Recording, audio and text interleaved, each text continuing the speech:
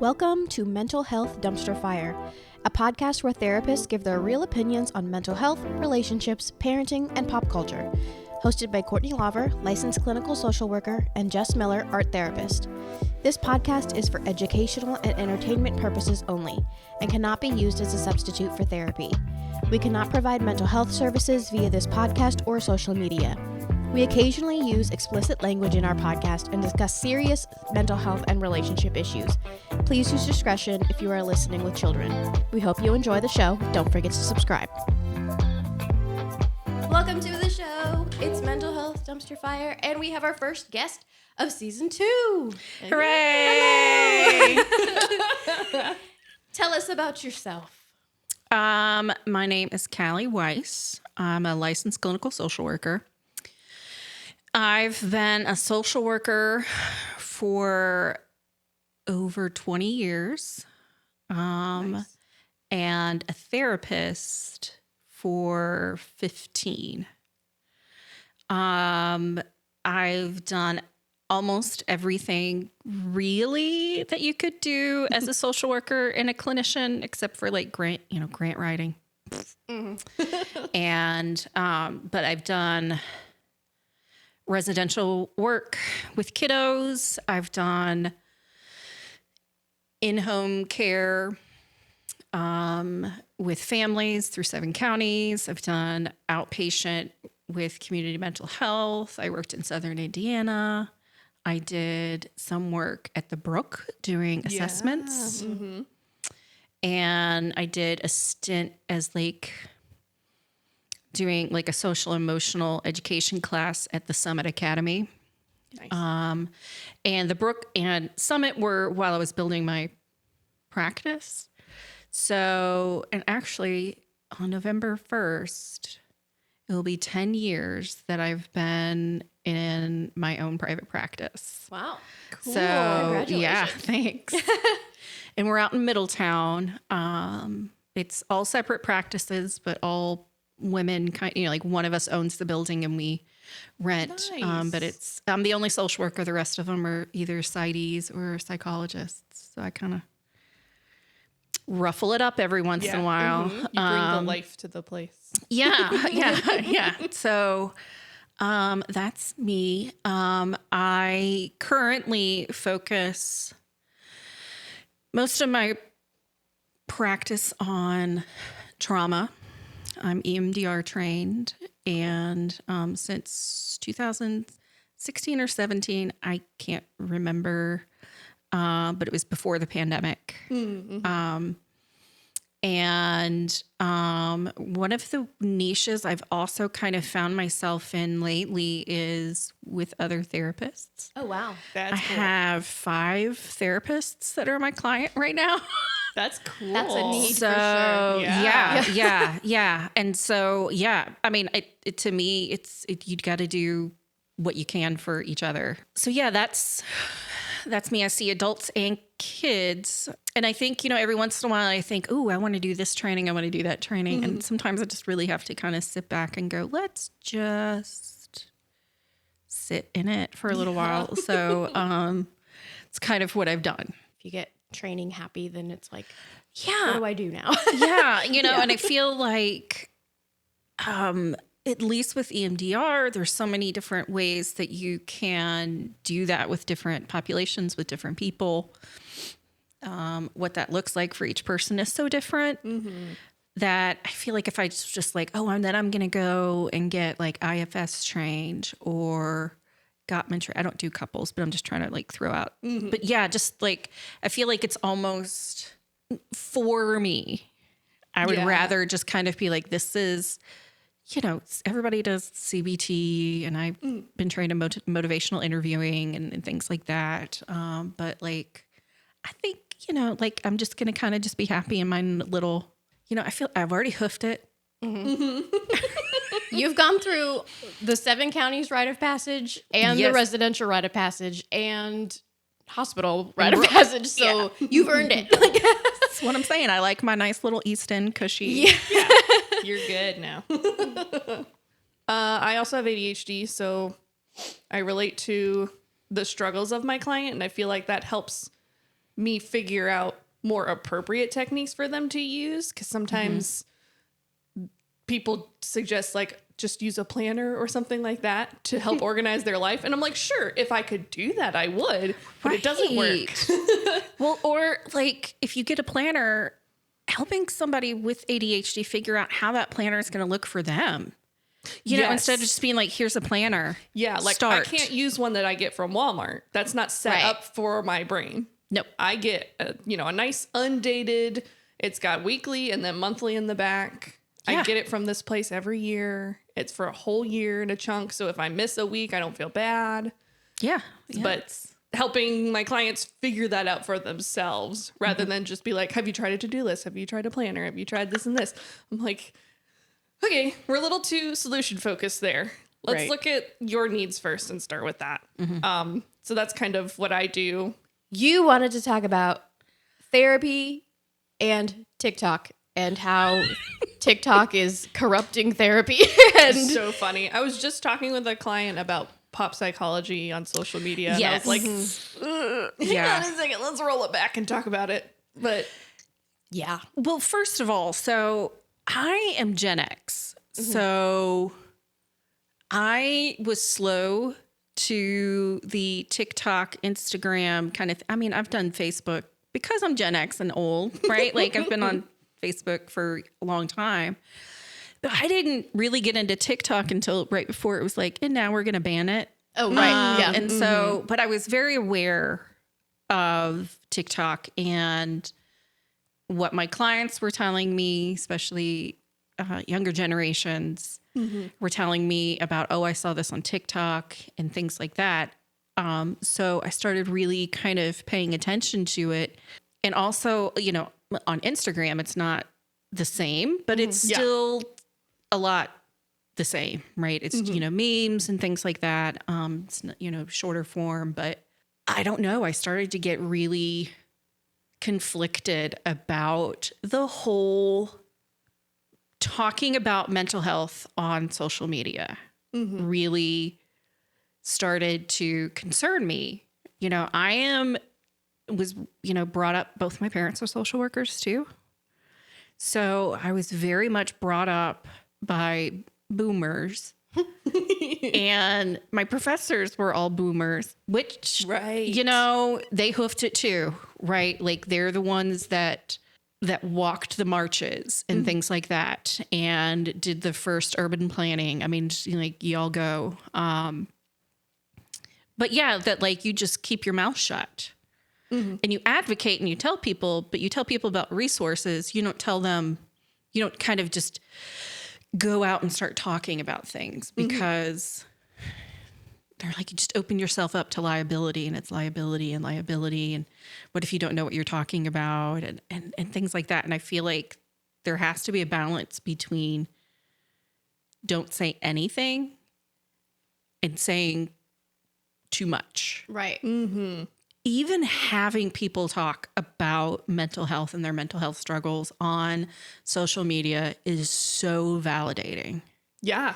Yeah. I really know that my clients can, they can relate to something, you know, to me, that's just a basic need is validation. Somebody hearing me and somebody, not if they completely understand you, but they're like, okay, I really do hear you though. And what you're going through, you know, instead of, you know, telling people to shut up or, you know, move along, that they're really hearing each other.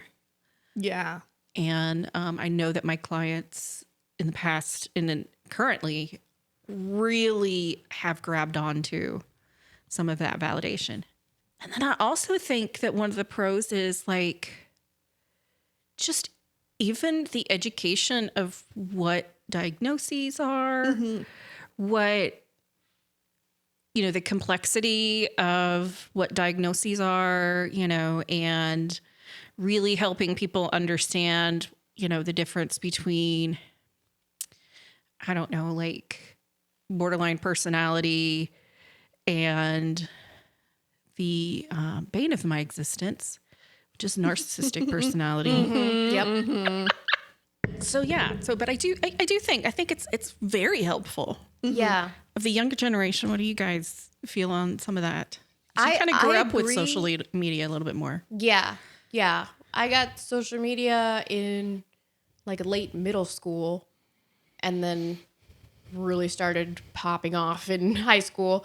I agree that like I think it's very valuable that social media is destigmatizing going to therapy and having Yeah. mental health struggles and normalizing it, because up until very recently it was still kind of like, oh, you don't go to therapy unless you're like really messed up. And if you Yeah. do, you don't tell anyone. You don't Right. tell And you anyone. don't talk Yeah. about it. It's a shameful thing to Don't do. ask, don't tell about mental health. Yeah. basically. So I love that it's being more normalized and just talked about as a regular thing that people do.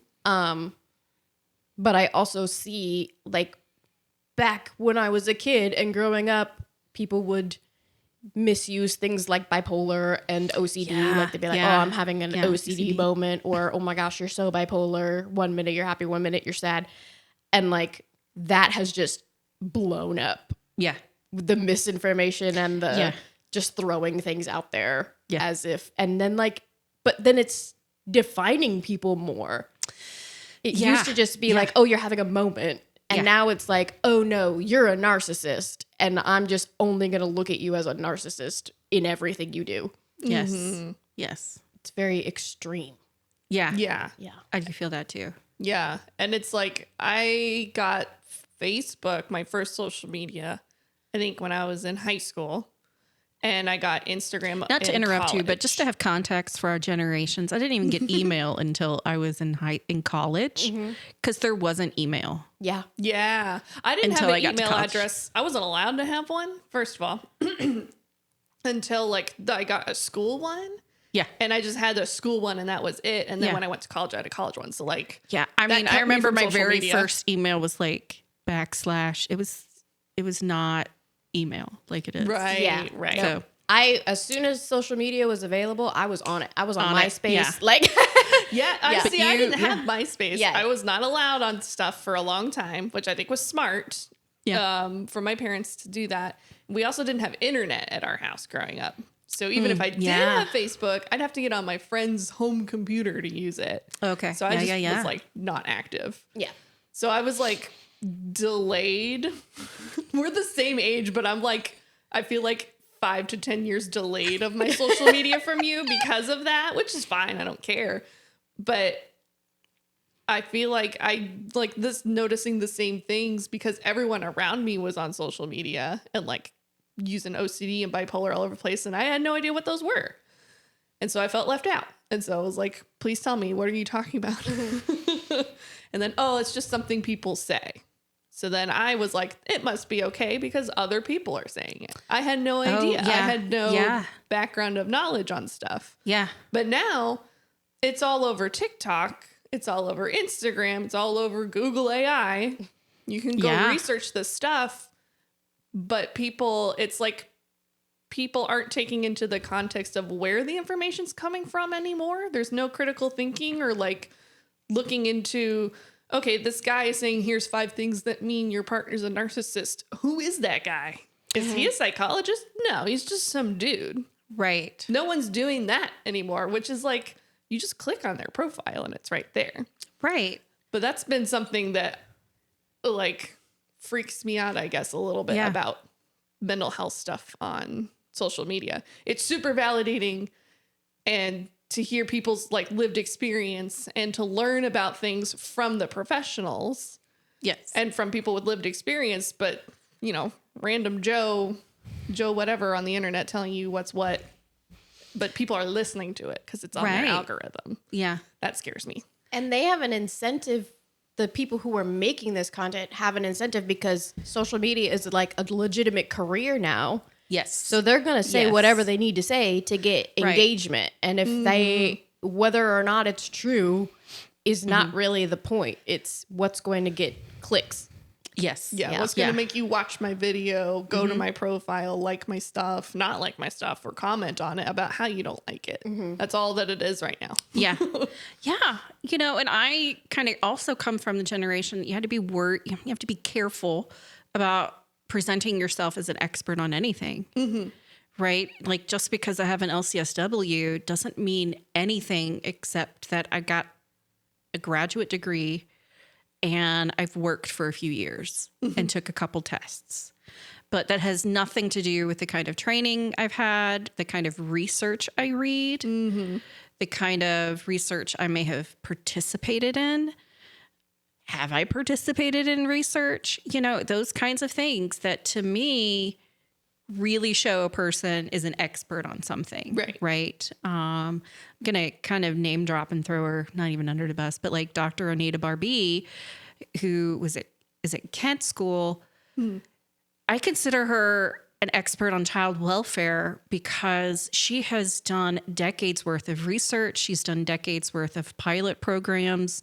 Like it's those kinds of people that I'm like, oh yeah, like, and she's out doing it as well. She's teaching it. She's done it. To me, that's what an expert means. Right. I've been doing this for a really long time, but I don't feel like I'm an expert or I have enough knowledge base to just be like, this is what it is. And this is what we see. God, and just the narcissism stuff really bugs me, really gets me. And we're on a podcast, so I'll just go ahead and get on a tangent real quick. Do it. That's our whole show. Right. So I think one of the things that really bugs me about narcissist and the way that we kind of throw it around is that I feel like people are trying to encapsulate such a diverse kind of behavior, diverse issues. Like maybe somebody's not a narcissist. Maybe they're just an asshole. Right. And you should just stay the fuck away from them. Yeah. Right. Also, like healing from narcissistic abuse, I think is a really big thing. And I know that it's big right now, and I am not invalidating that. But I do kind of get a little concerned, a little cautious when people are conflating things like domestic violence or intimate partner abuse. Let's use the right terms, intimate partner abuse with narcissistic abuse as if they are the same things. Yeah. Here's where, like what I have learned. I mean, other people may have different opinions. I know there's a psychologist who's written books on narcissism, thinks she's kind of the big narcissist expert, and she goes on podcasts and writes books and stuff like that. And she says that every perpetrator of intimate partner abuse is a narcissist, and that's where she stands, right? She has had some experience with domestic violence, but most of her research is in narcissism. She's also not been hoofing it. And what I mean, like, I don't know if she's worked.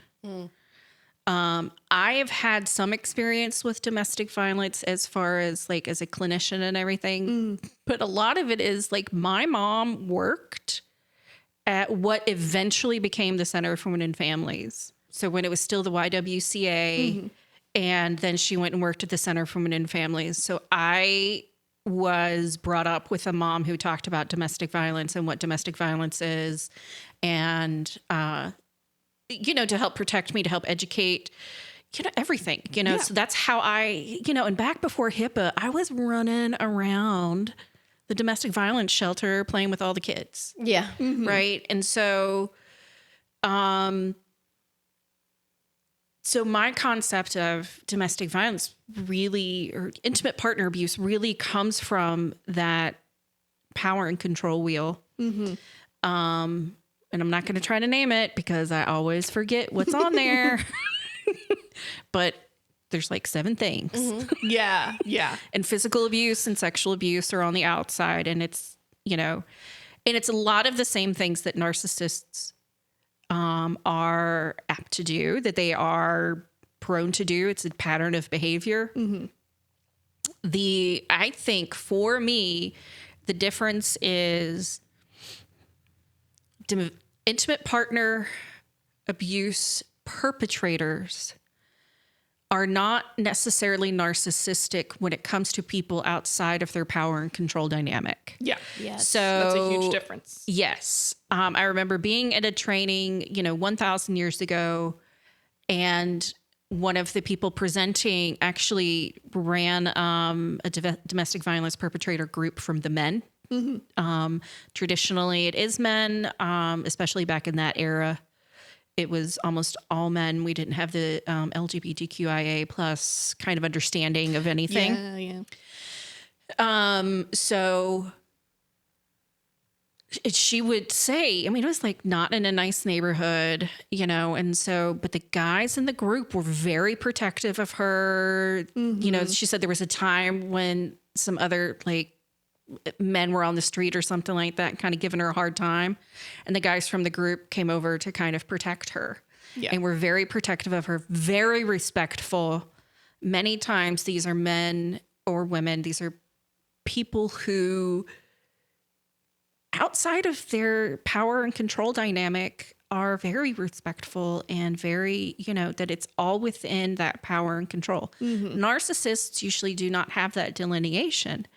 They feel anybody can have a role in them being admired, you know, and kind of brought up on a pedestal to help them kind of get to their goals. It's anybody that they cross their paths with.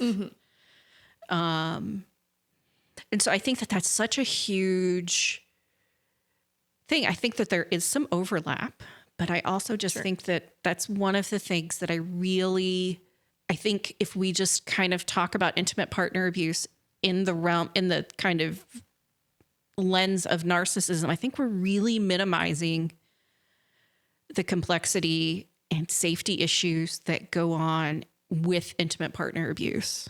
Yeah. Because trying to view all of that through a narcissistic lens, like they're all narcissists, or we're only going to worry about those that with narcissistic presenting traits, you're excluding a whole other like set of people who are maybe not currently perpetrators, but at risk of becoming perpetrators. Yeah. Victims, or people who are at risk of becoming victims. So we're like, you know, it's not as inclusive as it should be. If we're only being like, it's only narcissists, or we're only going to worry about the narcissists because they're the worst. Yeah. You know, I am working with a couple clients who are kind of dealing with their past narcissistic parents. And I felt comfortable being like, yeah, from what you've told me, you know, I'm not here to diagnose anybody that's not in front of me, but like, yeah, from your experience, let's go ahead. And if that's our way, how we're going to shorthand this, then let's go ahead. Yeah. Yeah. And that's still totally valid. Like you said, because it's people who aren't in the room right now. People that aren't here right now. So we're, you know, you've got enough rapport built up and you know that client well enough that you can confidently say like, that's probably what was going on. Yes. Yeah. But it's not because it lines up with a video you saw. It's because of all of your expertise, experience, and training that you're able to see that. And it's a lens to help you move forward in your treatment with them and how are we going to process this? Yes. Whereas if we're just going to slap that label on them and then be like, and that's why I hate them and can never heal from it. Right. Yeah. Yeah. You know, and I truly believe that, you know, narcissism is a thing, and I'm not saying that it's not. We have only to look at some of the people who are in power to kind of get our good idea of what a narcissist might look like. Right. I sound like I'm being very careful, and it's not that I'm being careful. I just don't want to generalize. I just want to be like, yes, a lot of white men who are in power are probably narcissists. Yeah. Well, yeah, that's how they got there. And how did they get there? Yeah. Exactly. That's usually how that works, is that they got into power because they used those methods because they fit the profile. Yes. You know, that and like the you know, the difference between psychopathy and sociopathy. Oh, yeah. But like, you know, I kind of want my surgeon to not really think of me as a person, because I really just want them to like just go in and just do the things. Just fix it. Right? Yes. Like, you know, surgeons or some of those, I just need you to just go in and do the things, right? I need my general practitioner to definitely see me as a person and understand that I've probably been told about 1,000 times, if I just lose weight, then everything will just be better. my I've arm gotten is that. on fire. Right. Yeah. Have you tried It's losing stress. some weight? Yeah. Do you maybe have some anxiety? Yeah. I have autoimmune stuff going on sometimes, and I had like hives, and the allergist looked at me and he goes, well, sometimes we have somatic, our body, that's what he said, sometimes our body reacts to anxiety. And I looked him straight in the face and I said, this is not a somatic response to an anxiety trigger. And he kind of looked at me and I was like, yes, I know what I'm I know what I'm talking about. Probably a little bit more than you. Probably more. Yeah. Yeah. Thank you. Bye. So, but yeah, I think that, I'm not here to say that people aren't narcissistic. I mean, obviously, it's in the DSM. We have to kind of look at it that way. Not that I think that the DSM is some sort of Bible or anything. And I think It's a very general playbook. Yes. Not a Bible. Right. I love seeing those videos of people that like get the little tab stickies in their DSM-5. I'm like, oh, they're going to update that and it's going to look totally different. Yes. Like they got rid of spend on those? That's real cute and looks good on your shelf, I guess. But Right. I'm like, y'all, just, I threw my DSM away when I graduated. Oh, did I you? threw it away for free to another student. Said, here you go. I don't want this on my bookshelf anymore. Yeah. Wow. Yeah. I don't have it anymore. I only bring mine out every once in a while when somebody's like, I think, kind of like what we were talking about. I think I might have this. And I'm like, well, let's Right. go through Yeah. and kind of talk about how what you're experiencing is a little different. So yeah, the DSM, we kind of have to have, appreciation for it, but to kind of go on to another kind of TikTok trend is, ADHD and autism. Yeah. Well, actually, before we do that, Yes, can no. we watch this video about the narcissistic abuse that you sent me? Sure. I watched the TikToks that you sent with my husband, and Oh, he yeah? just watched me get more and more like flustered and know. frustrated. Yeah, I was and like, he was like, maybe we should stop. Yeah. I was like, Like one of them I didn't even watch all. That's the one I didn't even finish watching. Yeah. Okay. So this lady says that she's a psychologist. okay. I looked her up. She practices in Massachusetts. Okay. Word. Yeah. Okay. And the caption of it is "Leave at these first signs yes. of narcissistic abuse." Yes. And I just love the examples that she gives are so random. Yeah. I was a Yeah. little rageful. Yeah. Yeah. Okay. I didn't watch this whole one because I was mad. She keeps going too. She does. It's a long one. The first time they punch a wall, you leave. The first time they scream in your face, you leave. The first time you feel afraid of them, you leave. The first time you catch them in a lie, you leave. The first time they give you the silent treatment, you leave. The first time they choose someone else's comfort over your discomfort, you leave. The first time they can't tell you where they were and who they were with without getting angry at you, you leave. The first time they blame you for something that is so clearly not your fault, you leave. The first time they can't take accountability or apologize for how they hurt you when they clearly have, you leave. You leave for all these reasons and so many more because the behaviors are just going to get worse. The first time they can't treat an addiction that they know that they need to treat and they refuse to get the help that they need, you leave. The first time they start lying about an addiction, you leave. The first time their stories are just not adding up, you leave. Because what you are signing up for is just going to get so much worse than what you're living in right now. The first time they make a major purchase without consulting you first, you leave. The first time they start making you the butt of all their jokes, you leave. The first time you feel that they really don't care that they've hurt you, and you see that darkness in their eyes, you leave.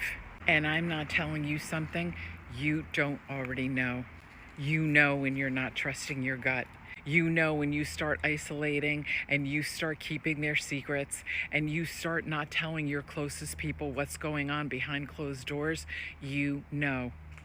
And if you don't want to know, then your body is going to start telling you, and you leave before you end up in numerous doctors' offices who can't help you because your symptoms are so bizarre and strange, and they just can't fall into any category. These are the results of narcissistic abuse. No. Yeah. That she got It's up so to much. she got up to the if you know that they're abusing substances, you leave part. Their addicted part. And I was like, no, I'm out. No, thank you, lady. I'm not listening to that Right. anymore. Like, Are you kidding me? I think that, I once read, somebody who'd been married for, I don't know, like decades, say what was the secret for to his marriage. And he said, we try to give each other the benefit of the doubt. Mm-hmm. Yeah. So the first time somebody does something is the first time somebody does something.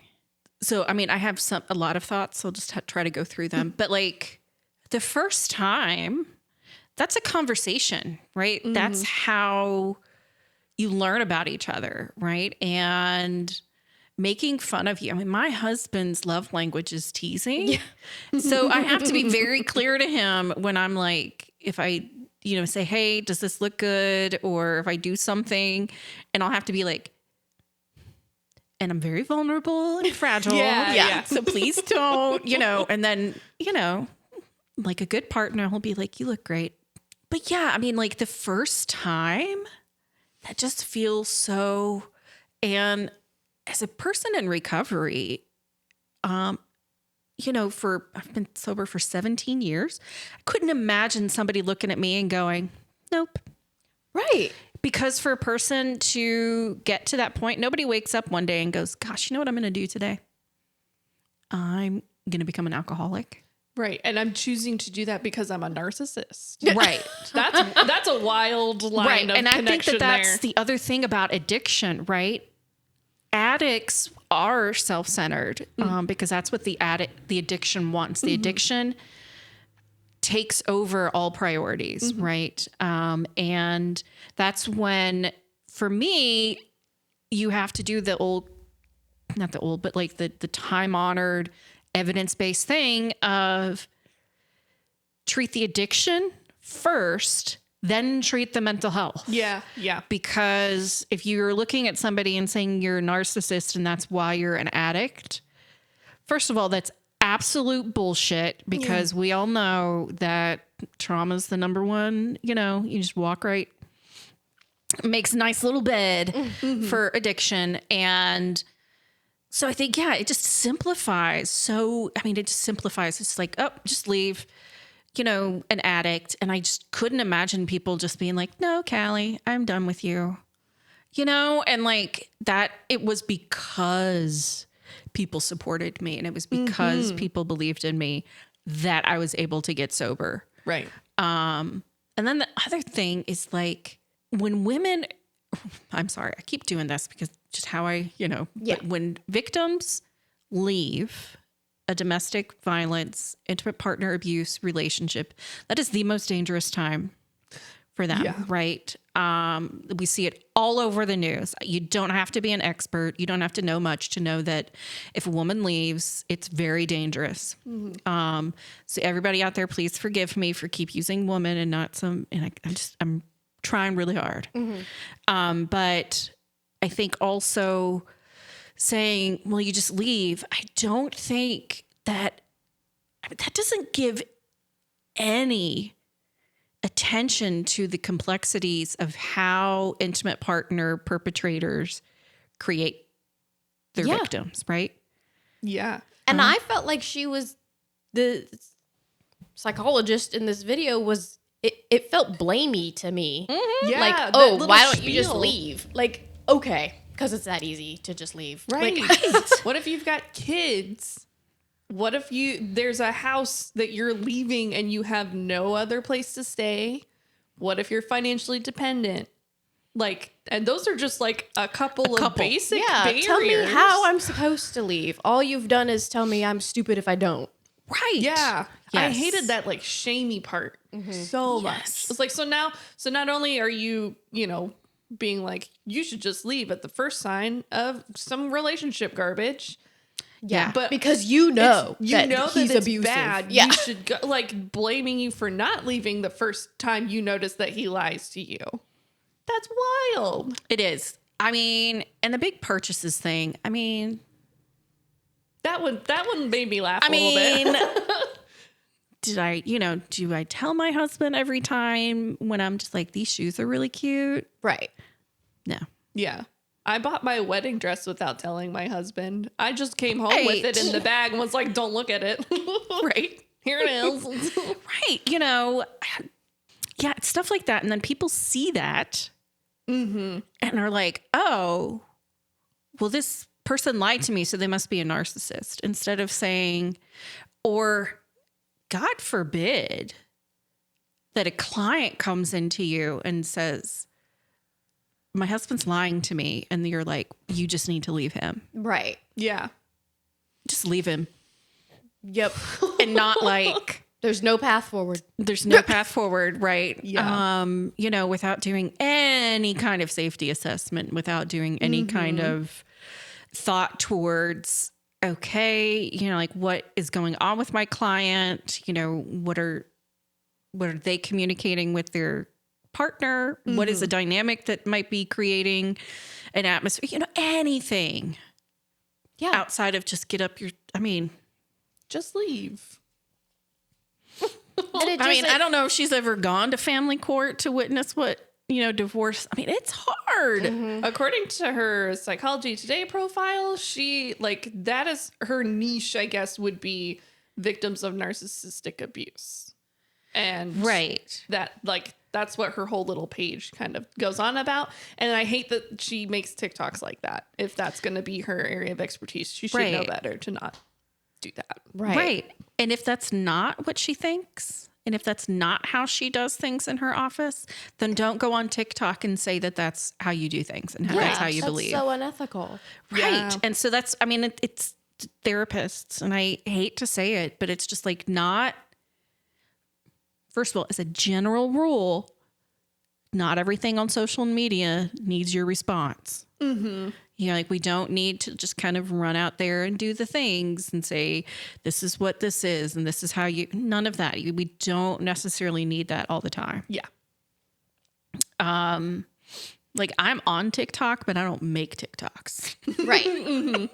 I might repost them, but I don't make any. Yeah. Nobody really is that interested in me. Right. Right. Sorry, things like that. It really dysregulates me for a moment. Yeah, It just really yeah. gets, ugh. And I do have clients who will kind of come to me and say, I had one in particular for a while and they would say, well, do you think I have borderline personality? Or what about ADHD? Or what about autism? And the way that I always kind of take things is as a social worker, where I kind of push against diagnoses as a kind of identity. The way I push back on that is I really stay symptom focused. And with ADHD, I'll stay within I don't know, if you would like, I can help you maybe get an assessment. But let's talk about your struggles with executive functions and how to go forward. Right. And so a lot of times with ADHD, I'll talk about executive functions more than just, well, this is a symptom of ADHD. Yeah. Because I feel like that is more, for me, it's a little bit more concrete of, oh, you have time management skills. I hate the word time management, but Right. because we don't manage time, and that's Right. not really what it is. A lot of times it's that just inner clock is off, and Our perception of time. it's the perception of time, Yeah. right? The client, she came to me and she said, well, do you think I have borderline personality? And in my head, I was like, I don't know, probably. But what I said to her was, you have trauma in your past. And so let's just talk about how you can,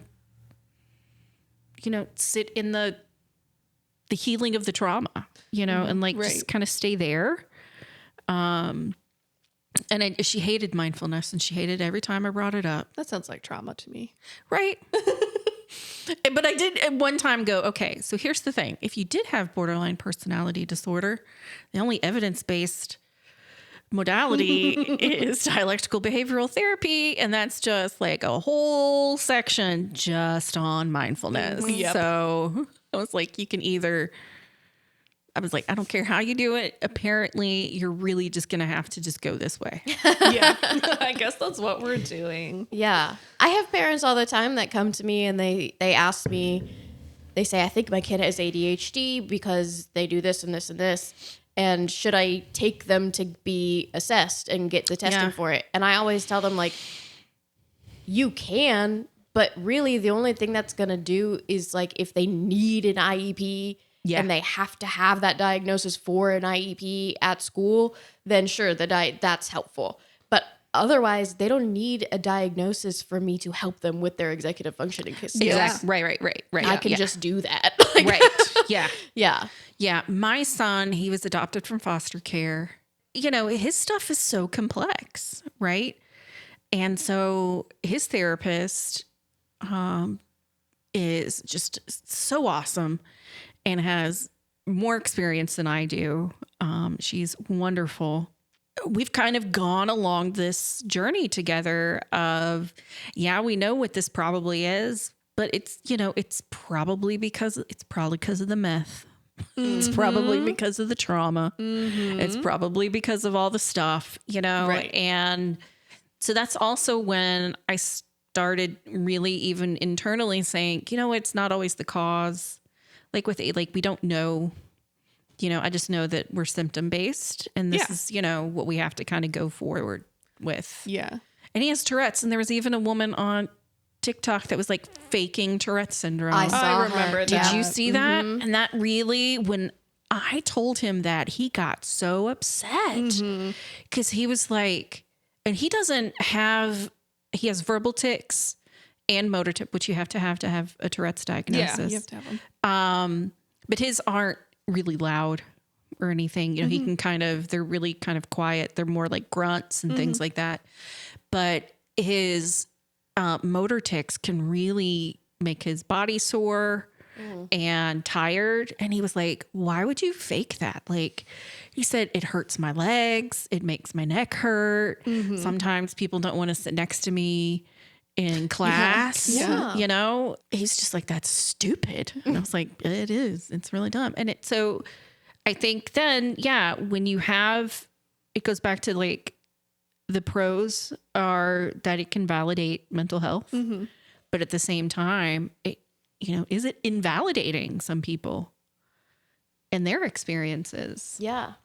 Yeah, I think it often is like, it depends on the intention of who's making the content. Yeah. So like the person faking having Tourette's, like why? Why did they do that? Right. Probably for views and attention and social media clout, I guess. But if that's their intention, that's not helpful. Right. But if someone actually with Tourette's is making daily vlogs about their experiences and how it impacts their life, their intention is going to be more helpful because they're reducing stigma of the diagnosis. So it's like the intention behind the content, I feel like, is a real key thing that people don't look at. Yeah. I think that's a good segue into like the ADHD and the autism neurodivergent TikTok. Like, what's your view on self-diagnosis via TikTok? Girl. First of all, I think self-diagnosis is not healthy, and it's not, just don't do it. It's, it's the WebMD version for mental health. It's just like, if you're just going to kind of look stuff up, then you're going to come out with cancer, right? Like if you look things up, then you're going to have something, right? And, I do think that ADHD is misunderstood and misdiagnosed, especially in women. Then that's when you get things like borderline personality or bipolar a lot of times because of the shifting attention, And the which can be I'm sorry. Yeah. And the impulsivity and the risky behaviors. And so I think it really is misunderstood.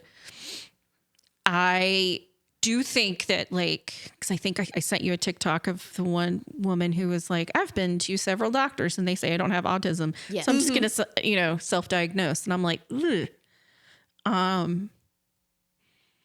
Okay, well, that's not really kind of how that works, right? But I also think that I'm kind of a quirky person. I kind of have quirky things about me. I have blue hair, and, I'm quirky and I just do some weird things sometimes. And it's not because I have autism. It's not because I have ADHD. In all honesty, I think it's because, I was a musician. I'm a writer. I just observe things differently. I grew up in a family of storytellers.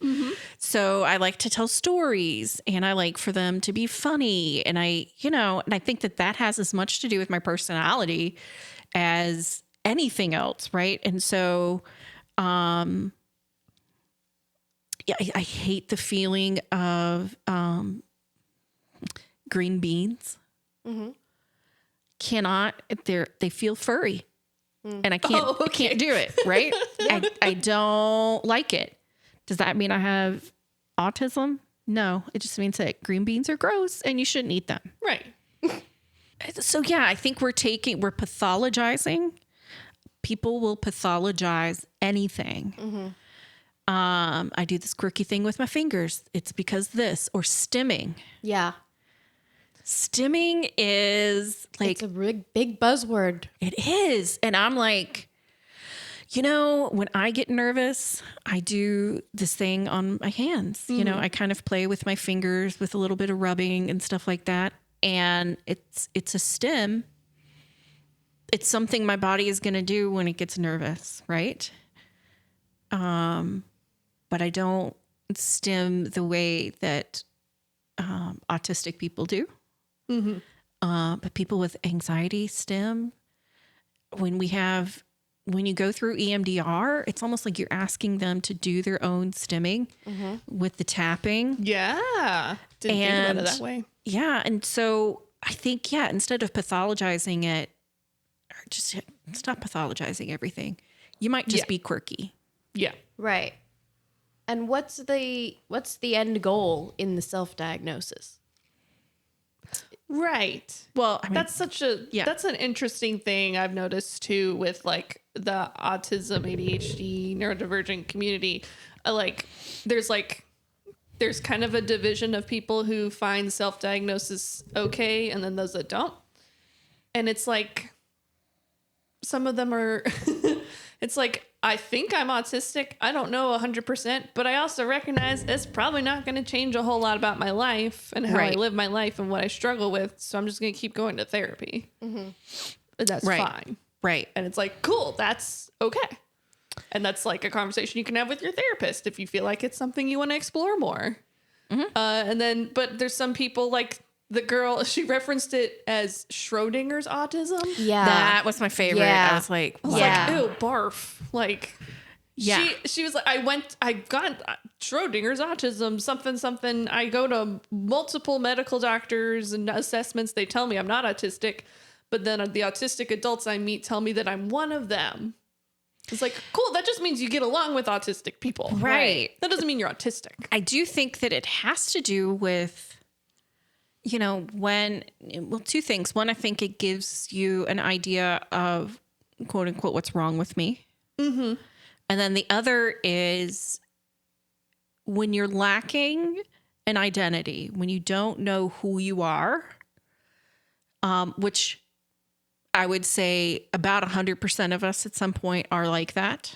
Right. Where we're just kind of walking around going, I don't know who I am. That's I don't. Life from 13 to 24. Isn't it? I mean, yeah. That's just that chunk of your life. I know. True. We have to do that. Right. You just are trying to figure it out. Right. And I think that it helps people sometimes to feel this is part of who I am. This is why I am who I am. This is why I do these weird things. And I really think that identity part, especially in younger people, is so huge because, I remember kind of doing the same thing. Like, well, I'm depressed, and that's just part of who I am. And I'm just always going to be like that. And I think that especially at those ages, it really just kind of helps give you an identity. Right. Where I start to, one of my clients, a coworker of theirs, was trying to get accommodations based on self-diagnosis. Well, that you can't legally do. I understand that. But if you have a manager who's kind of scared and doesn't know, and you're like, absolutely not, we're not doing this without, like, you need to give me the things from a doctor that says this so that we can appropriately give you accommodations, then because they're not sure they can ask for that. That's where some of this gets really sticky. Yeah. Is, well, you can't legally ask me that. Well, I can legally ask you anything I want. Right. You don't have to answer any of it if you don't want to, but just know, no answer is sometimes the answer. Right. So, so I think it's so sticky with that ADHD autism stuff where I think it really helps to understand how things are how differently things are presented. But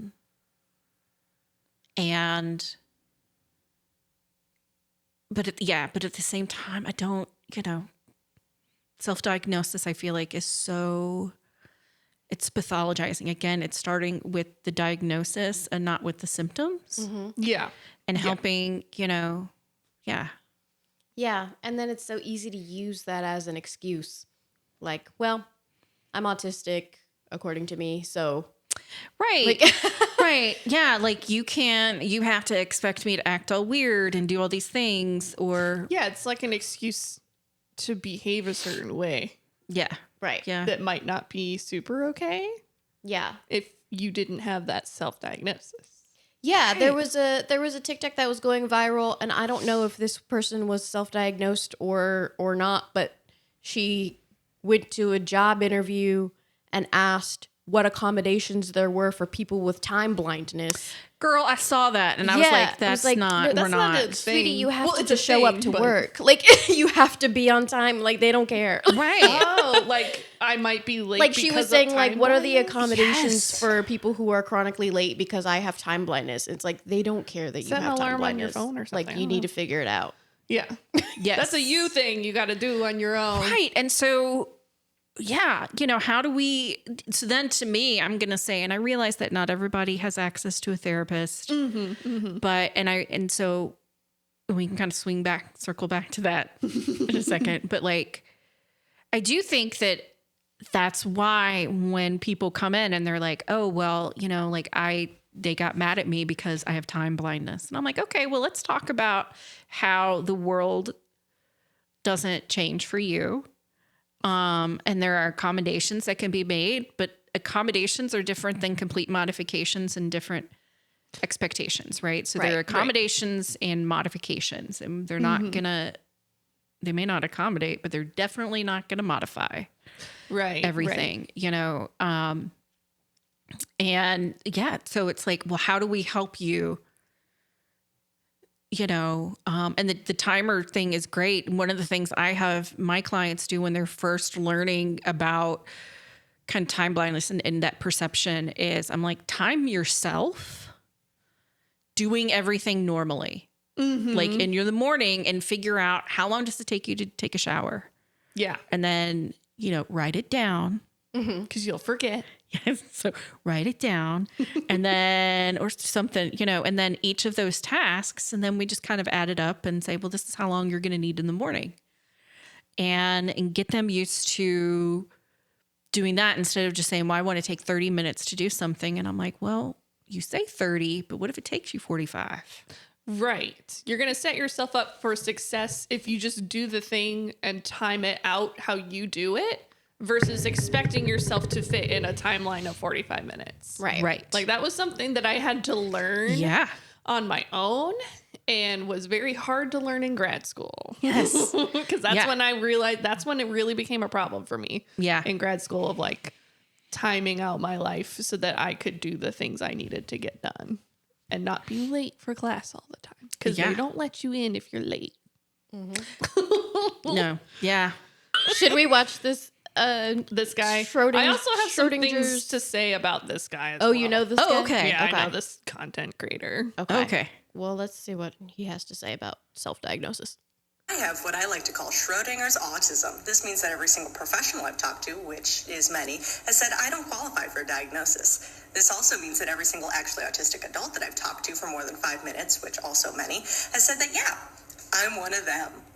Hope this helps. Self-diagnosing is not valid for this very reason. You have someone who's gone to multiple physicians and has been told multiple times that they don't meet the criteria for autism spectrum disorder, yet here they are making up medical terminology to place themselves in said disability category to fuel their false sense of identity that they're trying to adopt.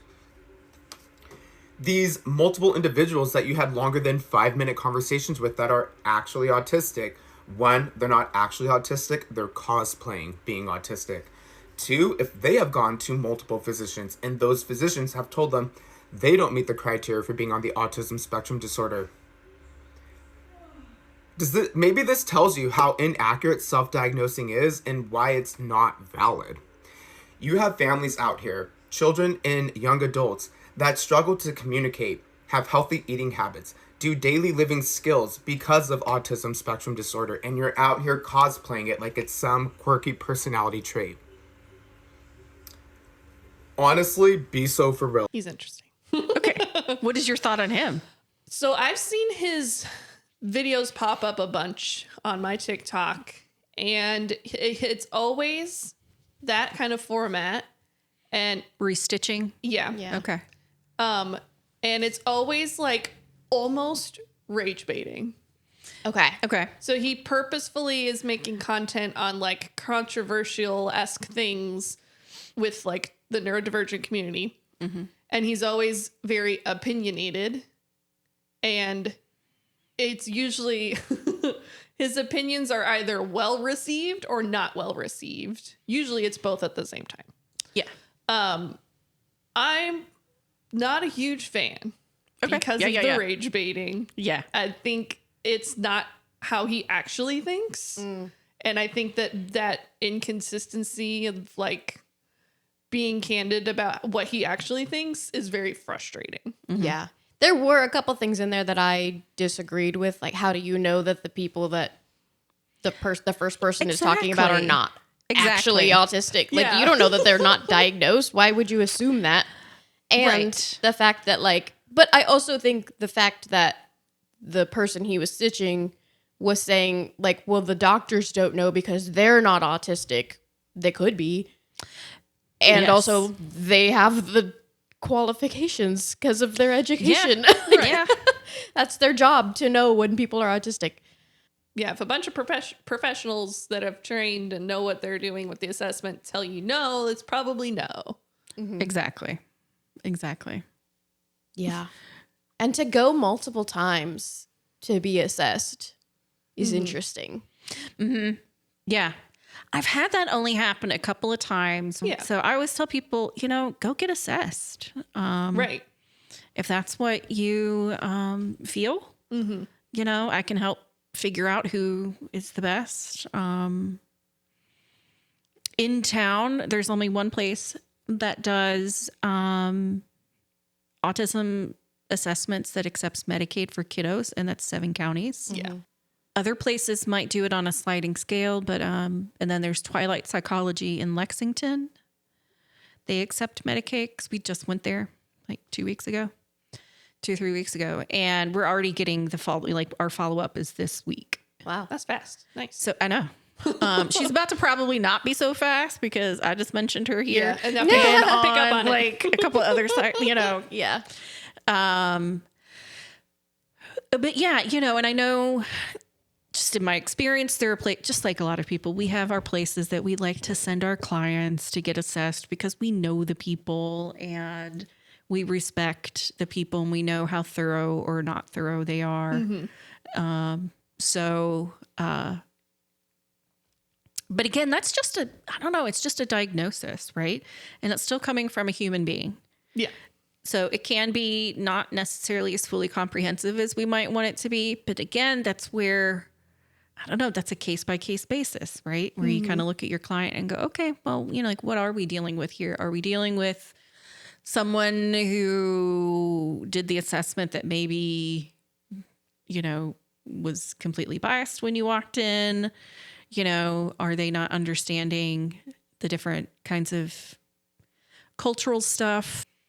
To kind of piggyback on the domestic violence and stuff like that, I got in conversation with another colleague about intimate partner abuse and narcissism and how I was frustrated because I have a client that I'm working with who them and their partner, neither one subscribe to gender norms at all. There's trans and non-binary, but femme-facing, things like that. And the couples counselor that they went to kind of it's a highly toxic relationship because one partner is very masculine-facing and presenting. They were kind of labeled as the perpetrator of intimate partner abuse when, again, and then that's that competency, I think, sometimes of not everything looks the same, right? So if you have ADHD symptoms and you have autism symptoms, there's a competency that also goes into that of, what are we talking about as far as what this adult had going on at home? I mean, it's a systemic way of looking. It's a systems theory, right? Social work. Yep. And so I just think it's just the simplifying of things, generalizing of things that I just really don't feel like need to be generalized. Yeah. Yeah. And the overgeneralization of symptoms can be harmful. Yes. And I think that's a huge thing that bothers me too. Yeah. Like the ADHD one. Yes, we should watch that one too, because That's like a perfect example of overgeneralizations can cause harm. yes. Yeah. Okay. She's just describing everyday things. Let's see. Yeah.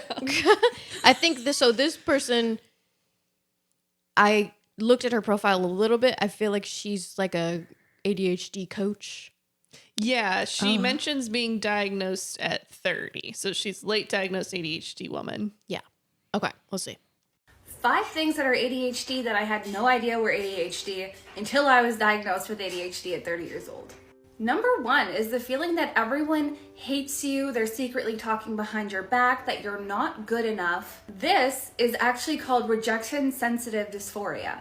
Rejection sensitive dysphoria, or RSD, is when you find extreme emotional distress by being criticized or even a perception of being criticized. RSD is no joke. It can take over someone's life and destroy their self-esteem.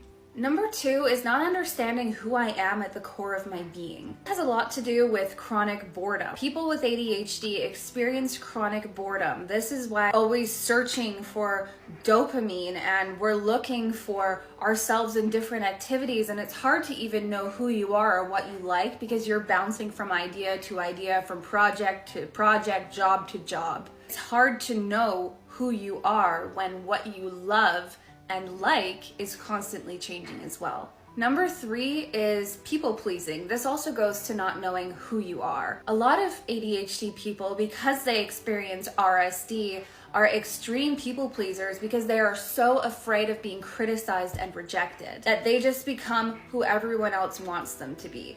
They are so good at masking their symptoms, especially women, that they go throughout life not knowing who they are. They're so busy trying to be perfect for others. Number 4 is chronic overwhelm. As a millennial, I never knew anything else besides depression and anxiety, and even that was very taboo. So the feelings I was experiencing, I always thought were anxiety.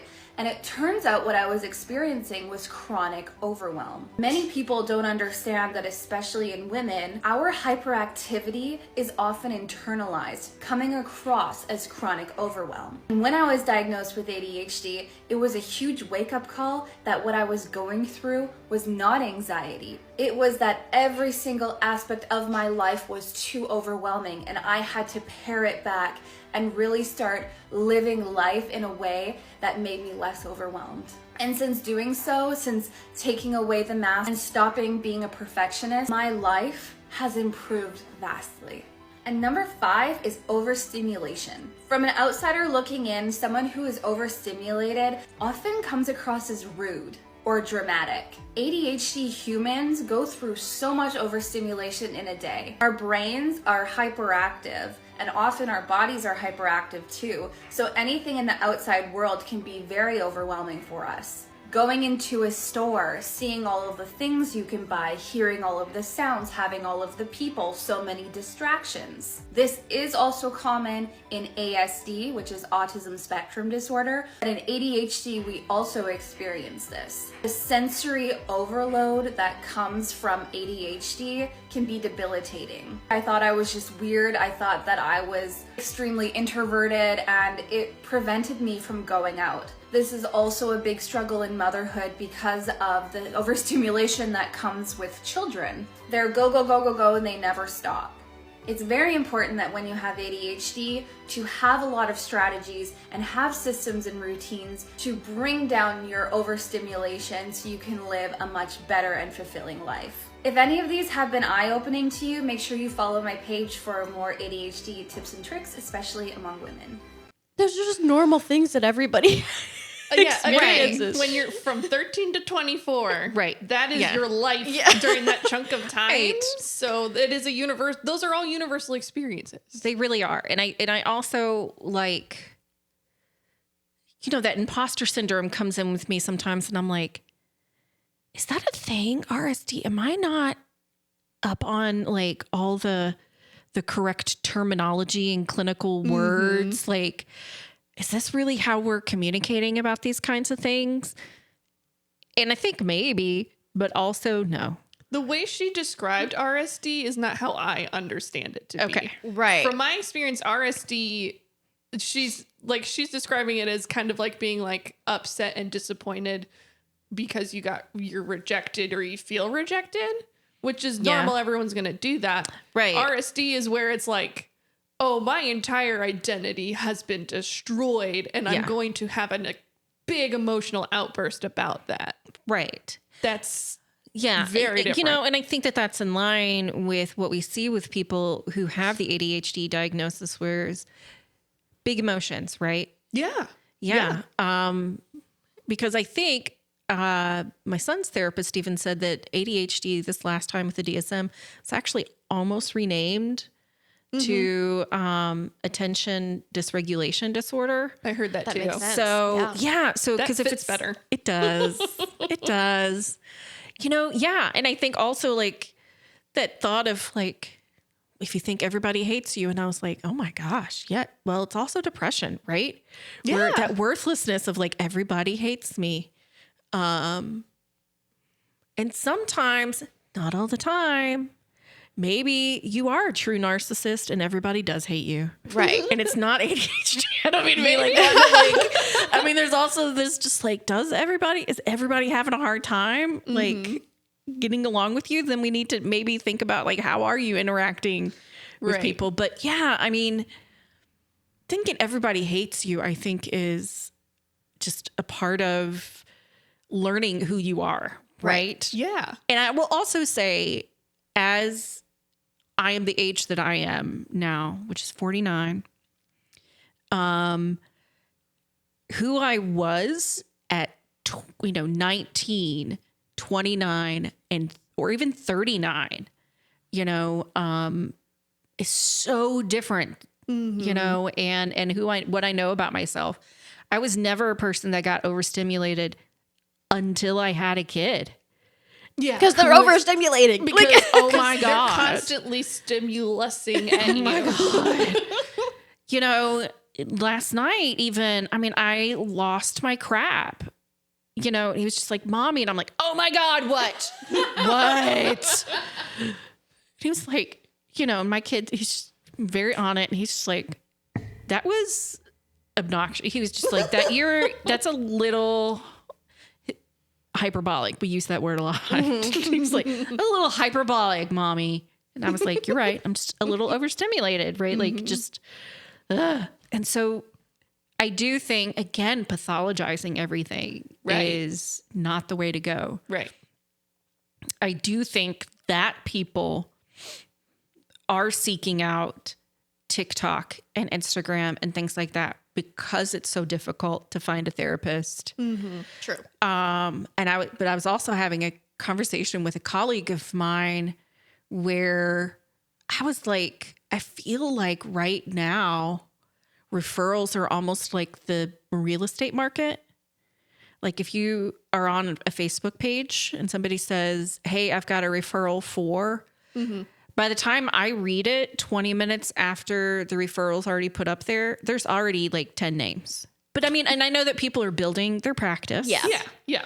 And I know that there are a lot of different things kind of going on, right? Like there are people who are steering clear of insurance. And so now they're only self-pay. And no, that's harder to build something on, you know, and we all have our reasons for doing one or the other. But I was like, it feels almost like when I was trying to buy a house and like by the time you leave the open house and you say to your realtor, like, oh, hey, yeah, we might want to put an offer on this. They're like, oh, they already offered or they already accepted an offer. And I was like, I was just in that house. Yeah. So I feel like it's kind of like that, right? Where we're all kind of scrounging right now.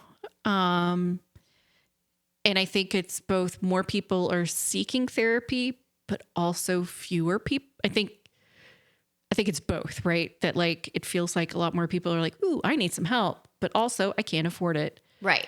Yeah.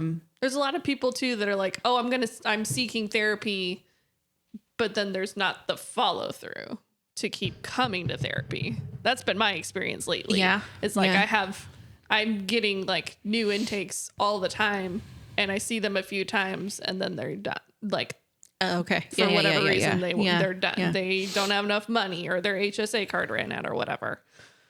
Yeah.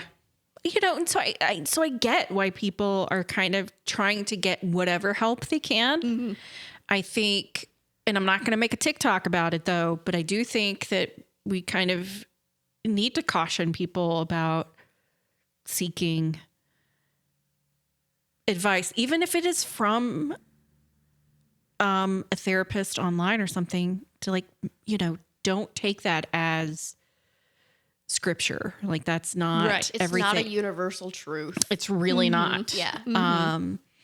Because to me, therapists don't give advice. We kind of just guide and reflect back. Yeah, that's our job. Sometimes though, especially at like 4:30 on a Friday, I may straight up look at you and say, that is a dumb idea. I'm going to need you to put that back and do something else. Try again. Yeah.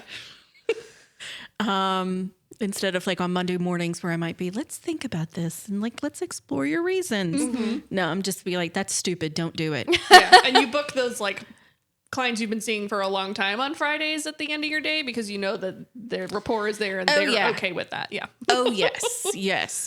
I used to have the same guy for a really long time on Fridays at 4:00 and he appreciated the fact that I was like, this is stupid. Yeah. Yeah, it's like, don't do that. Do you want blunt therapists or do you want hold your hand and talk about it therapists today? Because if you want blunt, you got to come see me the end of my day. Right. I'm like, you know, yeah. You know, and I am, you know, if somebody wants a therapist who is not sarcastic and, you know, doesn't, then they might need to go somewhere else than to me. I do have a few clients who are not like always on board with all of my humor, but you know, I think that it's important for us as therapists to realize that this is a need in the community to get whatever they can via TikTok, via social media, via whatever. Yeah. And then also with our clients, you know, if they come in and they're like, oh, I'm convinced I have autism. Well, let's talk about why you think that, and, you know, kind of start where they are. And that's where we need to be, as opposed to just being like, okay, well then let's just go with that, you know? Right. And I don't think there are people that do that. I know that there are people, and I would also caution my colleagues in diagnosing other people. Yeah, like, you know, within their their sphere. You know, like I said, I do that sometimes with my clients who have, you know, trauma in their background, and from what they've described, even current interactions, it does sound very, you know, the person that they're dealing with, their family member or whatever, has some sort of mental health issue. But I'm not going to diagnose that person. I'm not going to say they're a narcissist. Right. And then, yeah, no, I mean, one of my clients came in and said, my daughter said I was a narcissist. And I was like, oh, that was nice. That's nice. Yeah. At least y'all are communicating. Right. She must have saw that on TikTok. Yeah, I was like, you know, I don't think you're a narcissist. And here's why. Right. But I do find it funny, you know, because teenagers, first of all, think everybody's a narcissist, and they just, and all kids are pretty done with their parents.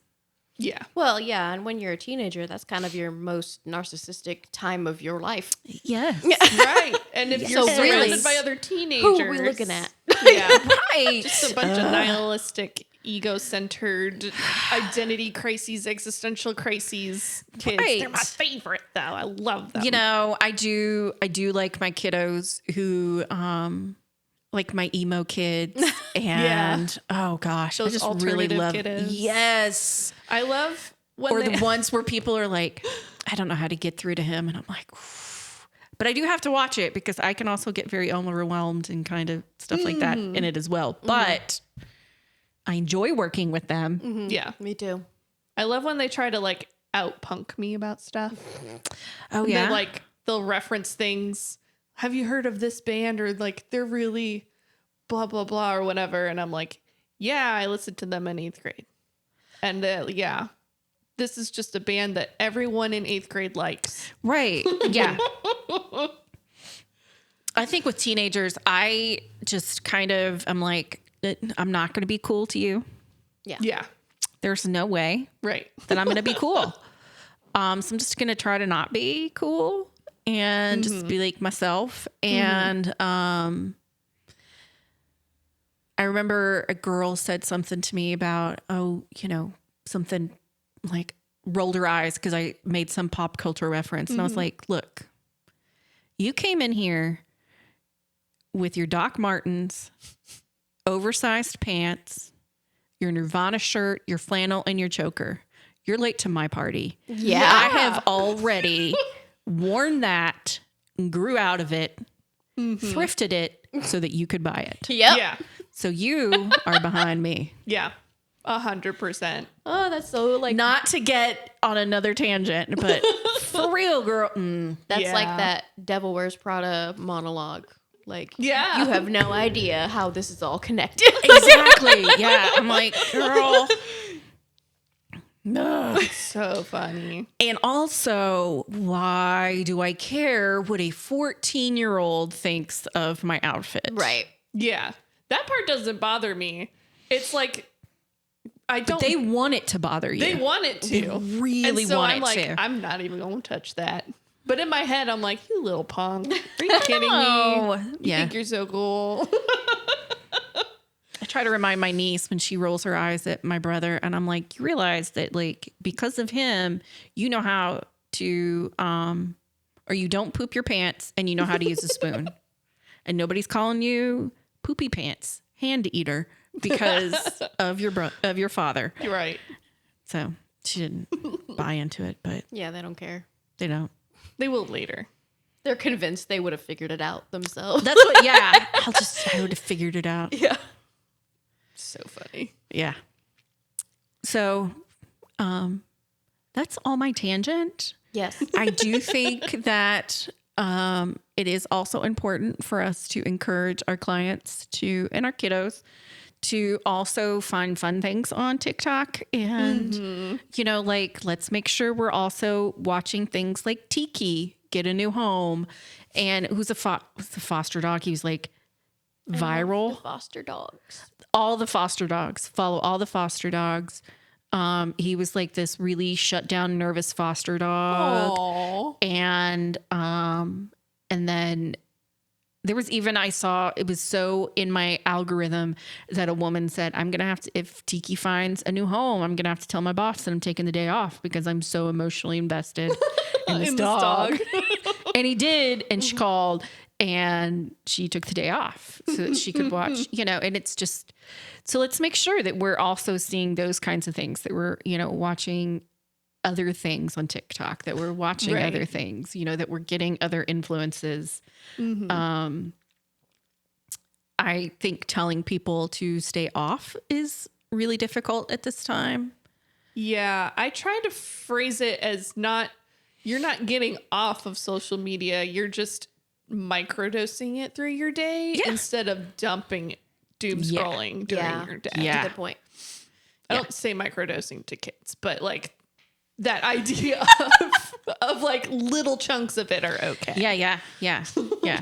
You don't want to explain microdosing to children. I had to explain microdosing to my cousin one time, and that's enough for me. I'm done.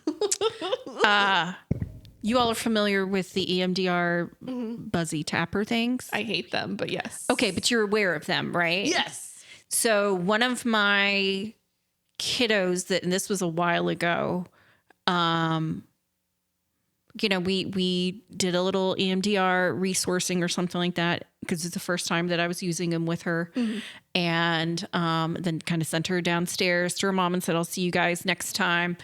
And I got a phone call from the mother who, was really great. We had a great rapport. But she was like, Calli, I just wanted to know, she came home or she got in the car and she said that, I said, well, how was therapy?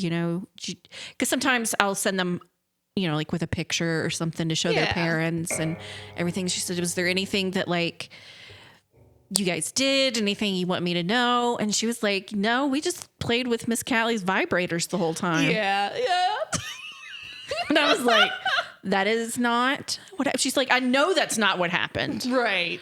She said, but I would like to know what it was. And so I explained and so from then on, I just call them the buzzies. Yeah. Buzzies. I know other people call them tappers. It's just buzzies. You got to be careful with these kids, man. Yeah. It's so funny. Yeah. That's hilarious. And accidentally cussing in front of the kids sometimes too. And they'll look at you like, oh my God. Oh, I made that mistake. I played a lot of D&D. I'm kind of obsessed with Dungeons and Dragons. It's my hyper focus. But I have clients who also like Dungeons and Dragons. So I've been incorporating it into our sessions. And I have a set of dice where the lowest number and the highest number say fuck me and fuck you on every one. So like if you roll a low number, that's bad, fuck me. Okay. If I roll a high number, I'm going to kill the dragon, fuck you. Right. And I forgot, and I brought it to session with a kid, and we were making his little character, and he wanted to use those dice because they were green and shiny. And I was like, sure. I forgot that they said that on there. And he knew what the F word was. So he just laughed. Yeah. And he's almost a teenager, so it was fine. But I was like, oh, that was whoops. Yeah. And then I told his mom about it. And she's like, oh, he hears that at home. It's fine. Okay. Yeah, I really try. When my son was like 3-ish, he was at daycare, I guess, and the woman couldn't get in or something like that. I mean, like forgot to put in the wrong code or something like that. And my son just yelled, this is bullshit. So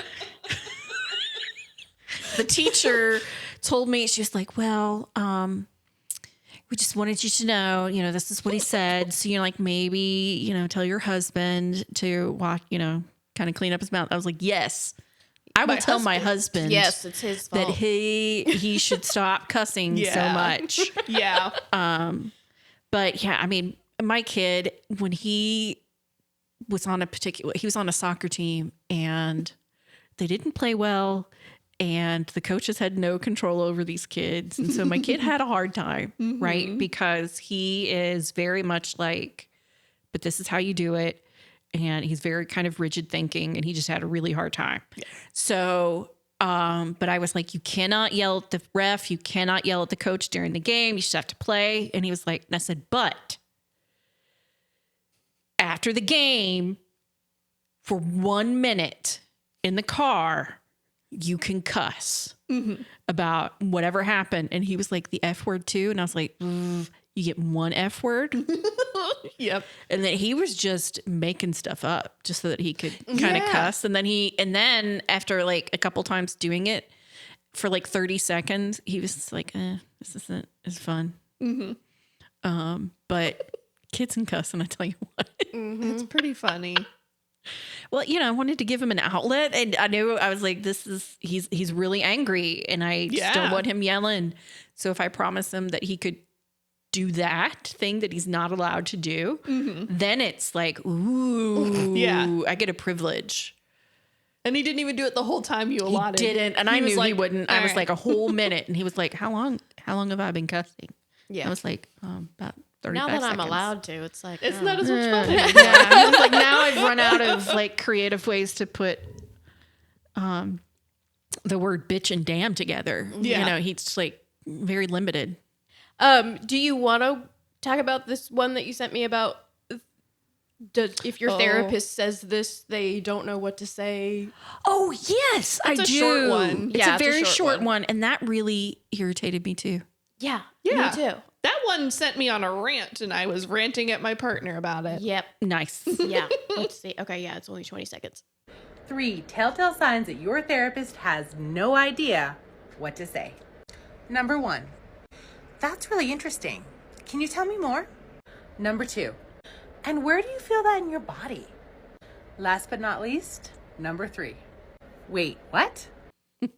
First of all, in the comments to that particularly short TikTok, she actually kind of walked herself back. Yes, I did see that. And was just like, well, you're right. Not every time. And you're right with, somatic experiences and somatic therapies, right? Because I am a big, like, in your body kind of person, right? So I ask that all the time when people are like, I don't know how to express. And I'm like, well, where do you feel it in your body? Alexithymia, not being able to put words to the emotions is very prevalent in trauma victims, right? And so teaching also that detachment from your body is so huge with trauma victims. And so trying to help them start to pay attention to their body. And it's like, okay, well, if you don't know how to say what you're feeling, where is it and what does it feel like? Or can you even feel it? Let's start there, And so, and sometimes I'm just like, say more because I have no idea where this is going, or I'm going to need you to expand. I'm going to just need to see where this is going. Yeah. And the wait, what? Like I say a that lot a of lot. times is like right after they've said a dumb idea. Yeah. Right. You're like, wait, what? Yeah. I don't say that how do you feel that in your body as much as I used to, because a lot of my autistic and ADHD clients are not in tune. They're not with in that, tune. Yeah. Especially as teenagers. Right. Yeah. So I don't really ask that, or if I do, it's phrased differently. But like that's interesting. Tell me more. And the wait, what? I say to everybody. Yeah. All the time. And it's not that I don't know what to say or I don't know what to say next. It's because, like you said, you just dumped some weird shit on me. I need you to tell me more. Yeah. Like, what the heck? Right. You just came in and told me that your mom told you 5 minutes before session you're moving to Texas. Right. What? Wait, what? Tell me more. Yeah. What the heck? Wait, what? Or I'm trying to help them process it themselves. Yes. Like, Yeah, tell me that's- more about that. yes. Talk yourself through it. Yeah. Right. Yeah. Right. Or I feel like you're minimizing this. And we might be kind of coming up against some avoidance and some minimization over something, you know. So I'll say, well, tell me more about that. Yeah. You know, and then, you know, if they minimize or avoid even more, then, you know, I kind of move on. But I mean, to me, it's just like, okay, yeah, there's not this generalization, right, of things. You know, we're human and sometimes we get really distracted. Right. And sometimes I'm like, oh gosh, what were they saying? So, you know, sometimes I'll just be like, okay, wait, can you repeat that? Yeah. Yeah. You know, or just anything, you know, because I'm human and I really have to allow myself to do that and be the human part, you know, and really just be like, okay, well, I screwed that up, you know? Yeah. And it happens and it's does. okay. It happens all the time. Yeah. Right. And I think if we're going to try to teach people how to have some self-compassion, we need to start with ourselves and just be like, man, give yourself a break. Yeah. You know, you weren't paying attention and that's fine. The world is on fire. Yeah. And Yeah. It's really hard to be a therapist right it's now. really hard to be a therapist. I did see a TikTok that I've seen a lot of therapists stitching where the woman was like, I'm checking in on all the therapists. How are you all doing? I saw that. Like, Yeah, and everyone's like, all not good. Not well. We're losing it. Yeah. We're not doing rough good. out there. It is really, really rough. Right. And I think that like, that's part of where I've learned that I do overstimulate a lot is like, when I come home and people just want to talk to me and I'm like, oh, or even, you know, I have 2 cats, you know, and they would like to speak to the manager every day about their feeding because they are starving and they have not eaten. Even though they get fed at 5:00 every evening on the dot and they know that. Well, They're still gonna die. It's not on the dot with me because I might walk, you know, I have things to do, but you're not starving. There is dry food left for you all day. Right. But you got to come up to me and act like, you know, so they're meowing at me. My son's telling me about something. And, so man, my parents take my kid on Friday nights just to have some Papa Grand time. And it is wonderful. I come home, the cats are meowing, but you know, just feed the cats. I sit down and I watch whatever inappropriate thing that I want to watch. Yeah, it's just really nice and it's really quiet. Yeah. I sometimes, like, looking back at my childhood, feel a little bit bad for my parents. They had 3 kids and we were all kind of off the walls with our own stuff going on and probably very overwhelming. But very luckily, we grew up in the middle of nowhere and my mom would just kick us out of the house. Word. And be like, go play outside. Yes. Run around till you don't want to talk to me anymore. Right. Yeah. Yes. Like, go tell the birds about it. Yes.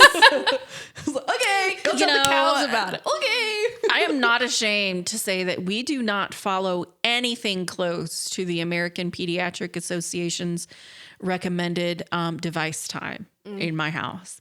Absolutely not at all. Right. Not at all. Yeah. We talk about children and devices on the podcast a lot. Yeah. Because it's a problem. And I think it is, it's a problem. But I think also, like, my kid doesn't know how to do anything just kind of by himself. He's an only child. Right. So he's not always got along well with the kids in the neighborhood. Yeah. So if he's not on a device, he's like, can you play Uno with me? Can you do a puzzle with me? Can we do an experiment? Can you paint with me? Can you blah, blah, blah? Can we go to the store? And I'm like, no. And now he plays online with his friends and I can hear him talk. Like, I know who his friends are. Right. You know, and so I think it's such a different thing, you know, but like, if you're just like, my niece was a kid that you could just give her some crayons and a sketch pad and you wouldn't see her for hours. Right. Yeah. And she would just be out doing her own thing and could take care of her own entertainment. My kid is not that kid. Right. So I don't mind that he's playing Roblox with his friends. You Well, know? it's more of a regulation tool for him at that point. Yes. Versus your niece who just needs crayons to regulate. Right. Right. That's what it is. It's not that every kid can only have 30 minutes of screen time a day. What are they doing? Yeah. And what is the purpose of what they're doing? Right. Right. That's what really matters about screen Yes. time. And so his grades started slipping a little bit. So now we've put in some new restrictions, which he is an arguer. So he's trying to convince me that it's just all very dumb and like why we need to change things. But yeah, we're kind of like, if you're doing well and you're, if it's basketball season, you're going to basketball, all the different things, then like go, and if you have questions about something, then I'll parent my way through it. Yeah. I'd rather expose him to things and have him ask me questions and parent my way through it than completely shield him. That's just what we're comfortable with. But then again, we're Gen X. Our parents had no idea anything that we were doing ever. So, Yeah. right. They were like, go outside. And we're like, okay. And they had no idea, like what we might be doing or smoking or drinking or doing anything while we were outside doing the things. Right. So, I'm like, well, at least he's in my house and I know he's not at 10 years old out doing some of the crazy shit I was doing at 10. Right. Yeah. Or just some of the crazy shit that 10-year-olds are doing Yes. this day and age. Yes. Yes. Yes. All right. Anything else you'd like to add about? No, I don't think so. I think it's really kind of filled that need for like, I need to go on a tangent and like rant about it. So my husband is really like, okay. He listens. Yeah. But he doesn't, kind of understand as much. Yeah. Yeah. And he's just like, that's why I don't have blah, he's like, I don't have any social media. And I'm like, okay, like nobody's holding you up as like the Pentagon, the paragon of gold star, buddy. Right. Like you get a cookie. But it, just, I think that as therapists, we just have to be careful and we have to, when it comes to things like buzzwords and new things that are kind of coming up and something that everybody's talking about, I think we need to make sure that we understand that we're not the expert on everything, especially our clients are the experts of their lives. So we really need to start where they are and not tell them what they are. And be very symptom instead of diagnosing or diagnosis centered. Yes. Because I think that that's where everybody's going to get their help. But then again, I know other people do things differently. I just kind of caution people from kind of standing on their own stuff, like, I don't know what the word I'm looking for is, but, like trying to present themselves as an expert on something or, anything like that. I mean, like, you go ahead, you do you, but also our clients don't always just need the expert. Right. They just need the person that's just going to reflect back to them who's ethical and moral and up on CEUs. And so we know that everything is, Right. Yeah. Thank you so much. You're welcome. For You're imparting welcome. your wisdom on us. You're welcome. You're welcome. And yeah, I love that this podcast gives us a chance to just vent Yeah. Yeah. about things that we know things about. Yeah. Our weekly vent sessions together Yes. are very nice. Yes. Well, thank you so much for You're joining welcome. us. Make sure you're following and commenting what your thoughts are about TikTok therapy and share the podcast with everybody you know, and then join us again next week. Anything else? I think that's it. Okay. Goodbye. Bye. Bye.